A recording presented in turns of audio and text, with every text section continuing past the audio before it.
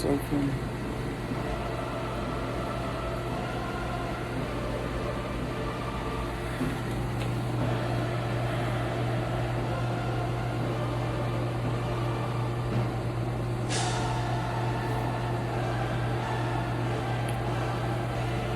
I'm going to the car.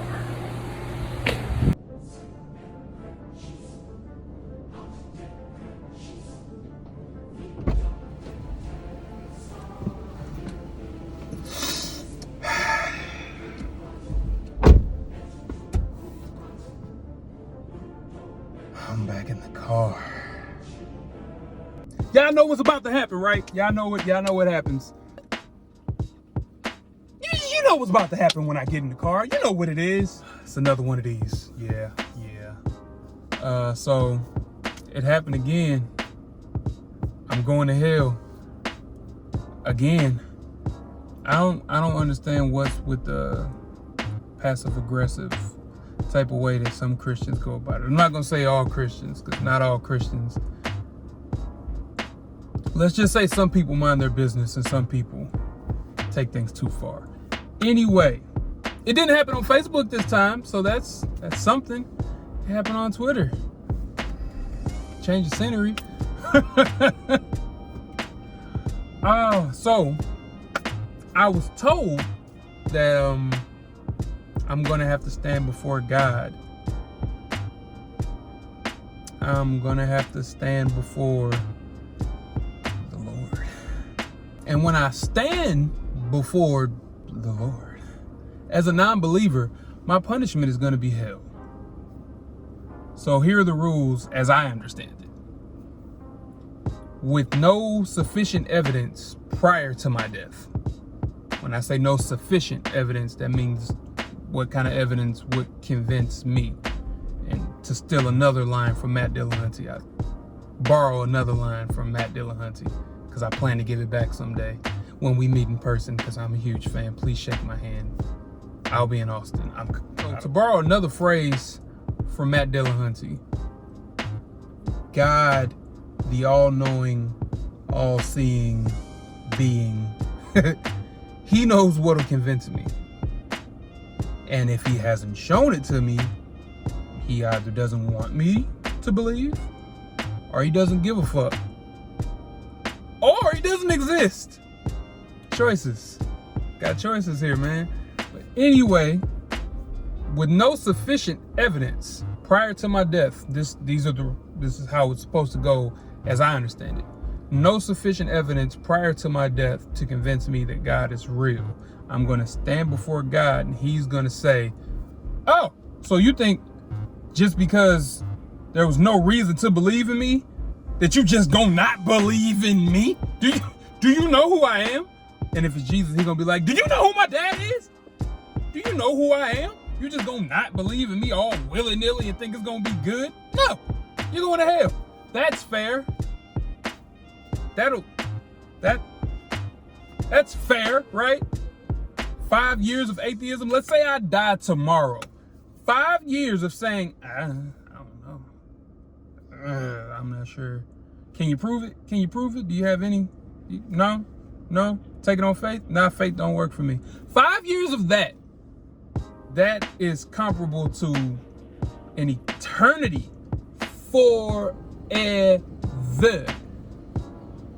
in fire and brimstone and torture. That's what the person who did their little comment on my post, that's what they believe that I deserve to receive for saying I don't know. An eternity in hell for saying I don't know. Does that make sense to you? If it does, you really should reevaluate yourself, because that's not the American way. And American justice system isn't anything to hip hop parade for. But American justice isn't that fucked. That's fucked up. 5 years of saying I don't know is it's fair to punish me with eternal torture for that? Think on it. Am I getting that right? my ultimate sin, the ultimate sin. I never murdered anybody. I'm not a prideful, jealous dick. Like, I just said, I don't know, for 5 years. I don't know. Hell, eternity. My biggest sin is not being convinced of something that you told me. That's my sin? You say tomato and I say tomato? Hell? Like, that's my ultimate sin? Okay, so let me put it like this. So let's say there's a group of people over here. You can't see them because they're over here. You can't see the people that they're over here though. Have faith. Believe me, they're right there. Believe me, please. Faith. So there's people over here that are telling me, hey bro, there's a dragon in the sky. It's a magic dragon. Huh? Always been there. All you gotta do is believe. He'll grant your wish. There's a magic wish granting dragon in the sky. All you gotta do is believe. And I'm like, word? And they like, yeah. And I'm like, for real? And they like, yeah. And I'm like, can you prove it? And they like, no.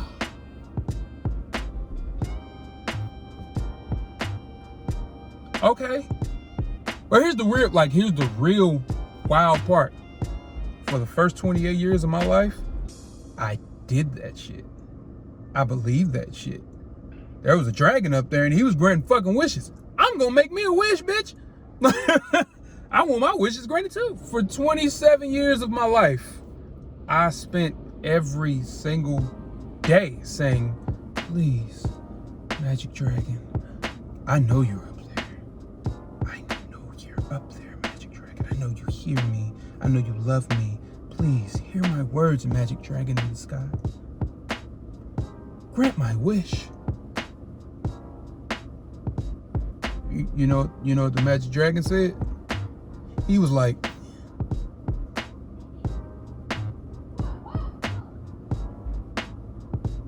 followed by,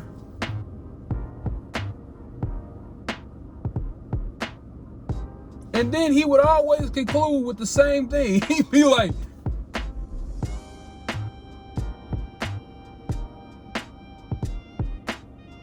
so one day I started feeling like, hey, you know what?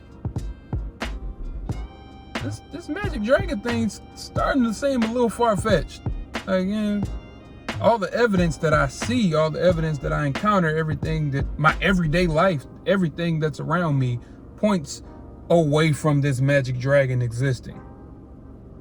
But you can't say that out loud. Can't even think it too hard. Because if you don't believe in the magic dragon, you have to spend eternity in a dragon cave being tortured by smaller dragons, but they still got fire breath. Y'all get the point. This analogy went off the rails. You get the point. Does that make sense to you? Here's the big thing. I've said this previously. I've said this in other videos. Even if God is real, if tomorrow, damn, he fails. If tomorrow, some way, somehow, God shows himself to me, I still wouldn't worship him. Because he's still the God of the Bible. If the God of the Bible is real, I'm not going to worship that God. Because he's the villain of his own book. Read that book and tell me who's the bad guy. That whole book is just full of calamities by this perfect being. He made man and then he had to erase his mistake. But God doesn't make mistakes. So why the flood, God? Dragon? Wish granting dragon? Why the flood then if you don't make mistakes? I'm not going to. That's a video for another day. So the real point of me doing like videos like this and the last one, and apparently it's going to be a series now. I may as well just do I'm Going to Hell part 3, 4, 5, and 6. Get those prepared. Screenshot, baby. Thank you for those. Anyway, so with all these new people, these newfound people in my inbox and in my comments, thanks to my newfound fame.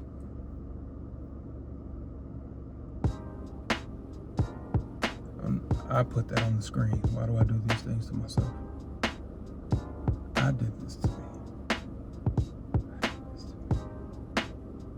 What these people need to understand is that I don't believe in hell. Like, I say it's a threat because it is. You're threatening me with hell. But in all reality, it's not a threat to me because to me, it's not a real place. Is that sinking in? Find something new. If you come to me with sufficient evidence, that'll change my mind. But you can't scare me into believing something by saying the boogeyman's in the closet and he's gonna fucking take me. That doesn't make sense. Would I be able to change your mind if I said some stupid shit like that? Would I? Let's try. Do you believe in Candyman? You don't believe in Candyman. Wow. You really? Look around you. How do you not believe in Candyman? There's bees everywhere. Have you never seen a bumblebee? Boy, y'all. Wow, you don't believe in Candyman? All right. Now, when Candyman come to your house and take your kids, you gonna want to be an atheist, because Candyman don't get atheists. Atheists go to Candyland. Another analogy that fell apart. But you get my point. Does that make sense to you? Me threatening you with something that you know doesn't exist? Sidebar, come over here with me. I'm 33 years old. I'm still not gonna say that shit in the mirror. Candy, shit, not today. All right, come on back.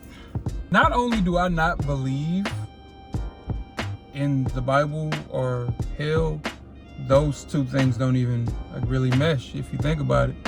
Because here's something that you might not know. The hell that we picture, when I say hell, you picture like the rings of hell, like the circles of hell, I guess you'd call them, like the levels. You picture the big red dude, the fucking pitchfork and shit. That shit is not even in the Bible, man. Hell, Lucifer as the devil isn't even in the Bible. Read it. Understand the origins of it before you come at me. Did I sin for you? Pooh? Did I? So, I guess we can have us a little lesson today, a little Bible study, so to speak. Now, here's what I want you to understand, okay? I am not a scholar. I told y'all that in the beginning. I'm trying to be funny in this bitch. I'm not a scholar. So I'm gonna like mispronounce the fucking words. I think it's show.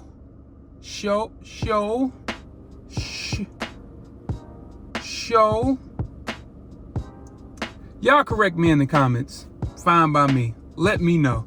Cause Google ain't help. Shit. The Bible describes the afterlife as show. It's a shadowy pit where souls go, or not even souls really, because it's not really indicated in the way that it's anyway. It's a place where the dead go and they live this minimal existence forever away from God. Temporarily. Here's the fun part. Sheol is a temporary place where the dead go to pretty much await their bodily resurrection. The righteous will get to dwell with God eventually. But the unrighteous, we go to, excuse me, Gehenna.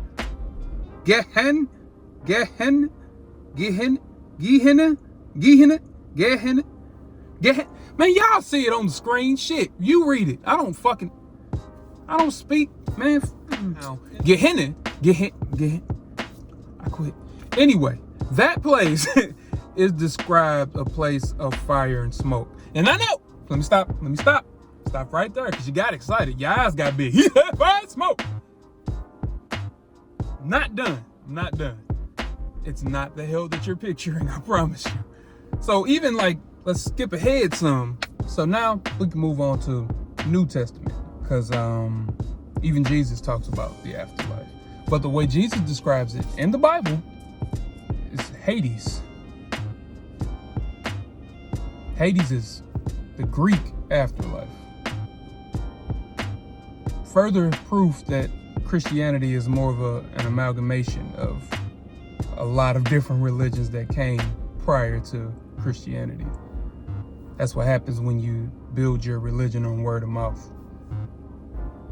It wasn't written down, or at least the New Testament wasn't written down until damn near a century after Jesus died. I think the closest book written after Jesus actually purported to have died, because evidence, yeah. So I think the closest is like maybe 40, 50 years after. A lot of things can change with word of mouth after 50 years. Just saying. Not saying, just saying. Crazy thing is, even before the time of Jesus, even before that, in 200 BC, that's when the original Hebrew scriptures were transcribed into Greek. So the afterlife became Hades. So Jesus, this supposedly divine rabbi, he still called hell, or the afterlife, the gates of Hades. That's how he described it when you get to the gates of Hades. No, I don't know what book it is. I can find it. I'll put it up on the screen.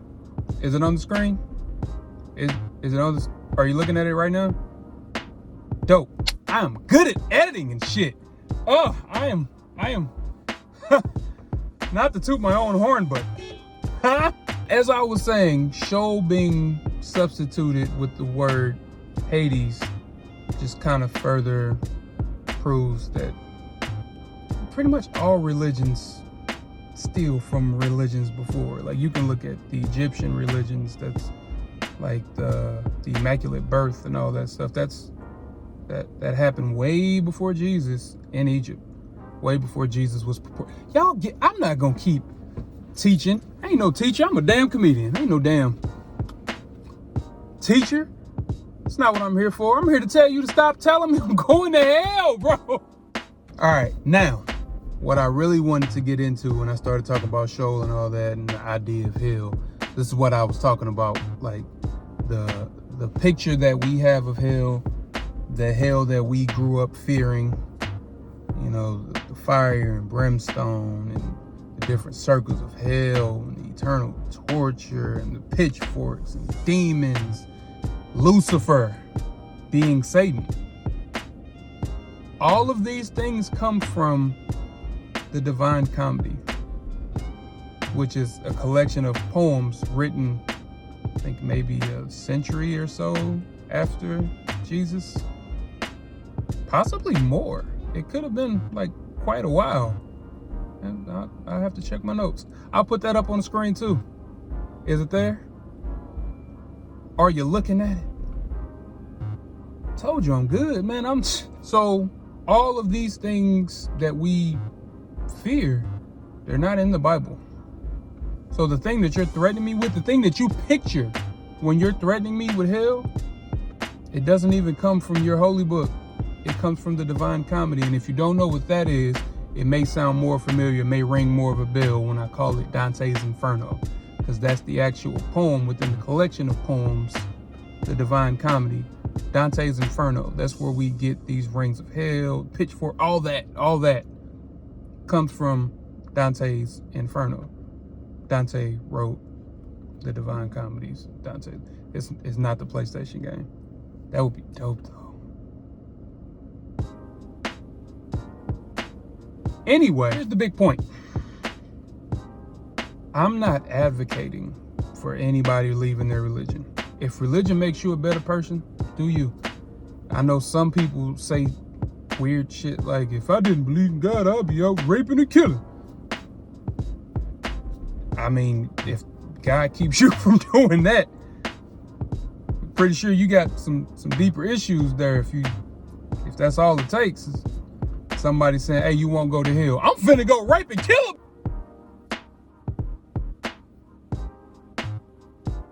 Bro, speak to someone soon. But that's not where I stand on the issue. I don't need divinity. I don't need threats. I don't need any of that to not be an asshole. And that makes me better than you. No, it's just bullshit. I'm playing. I'm sorry. That doesn't make me better than you. But what I'm saying is, I'm not advocating for you leaving your religion. That's not my thing. No matter how many people come into my inbox, no matter how many people leave comments, you may comment on this video that I'm going to hell. You know what I'm not going to do? I'm not going to find your fucking Facebook page, go on your Jesus meme. Like you will never ever see me go on somebody's page, and I see this up and down my timeline, literally all day, every day. You will never see me go on your meme that says God provides and would like just comment, prove it. I feel like I'd be justified in doing it. But I wouldn't do that because that's like some asshole stuff to do. So threatening you with eternal torture would be much worse. Don't you think? Fair? Don't you think? Like, I'm not gonna judge you because I understand cognitive dissonance. I've been there. You've never been in my shoes. You've never, well, I'm not gonna say you've never because I don't know you personally, but most people have never actually considered what they believe and why. Because you can go into a church, again, borrow from Matt Dillon, you can go into a church and ask every person in the front row what kind of Christian they are, and you'll get a different answer. You can ask each person in that front row, who is Jesus to them? What do they believe? You'll get different answers. Because there's no wrong way to eat a Reese's. And there's no right way to be a Christian, because once one thing falls, you're not a Christian anymore, according to other Christians most of the time. That's not real Christianity. They don't believe like I believe. He ain't even been baptized, calling himself a Christian. You saved. Aha! Aha! You ain't even been baptized. Aha! Ha! So, again, I'm not gonna judge you. I understand cognitive dissonance. I get it. I get having beliefs, weird beliefs. Like I used to believe that, well, not even say believe, I used to be the type of person that would have thoughts like, I don't mind gay people. You can be gay, that's fine with me. Be gay. But just don't try to talk to me. Don't be trying to holler at me. Like nigga, why? Why does your mind go there? Like, when I got to the point in my life where I was able to start questioning why I believe this, if I don't have a good reason to believe it, let it go. I had no good reason to believe that a gay person approaching me in any way was a threat to me. You can't catch the gay. You can't. But that's cognitive dissonance in me growing. Thankfully, I grew enough to get to the point where I can ask myself, why do I believe that? Why is that an issue for me? Why do I care? If I don't have a reason, I'll let it go. Try it. It'll change your life, man. I'm going to end this by saying, I don't believe in hell. Don't believe in hell. Stop threatening me with something that only you believe in.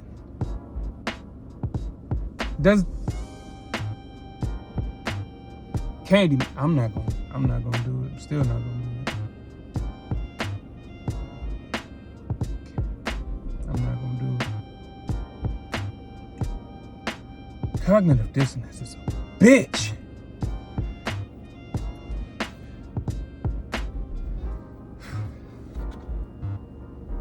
You know what's crazy? I didn't even think about this. I got through a whole video. Talking about hell and all this other stuff. For real?